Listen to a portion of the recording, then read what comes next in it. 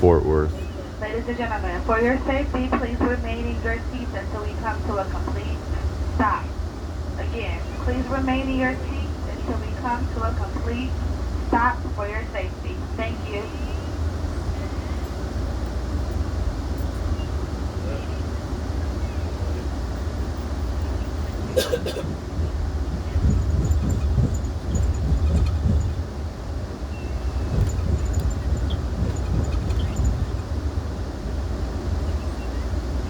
Track ladies and gentlemen, have your attention please. We're now arriving into Fort Worth, Texas. Again, now arriving into Fort Worth, Texas. Please remember to remain in the seat till the wheels completely stop here at Fort Worth. You can also take the time now to gather your belongings, put that seat back all the way up, normal position, locking those your favorite boats.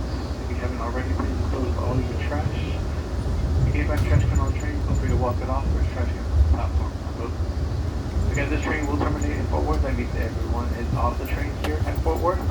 Once you step off the platform, take a right, walk all the way down the platform to the very end, take a left over the double tracks.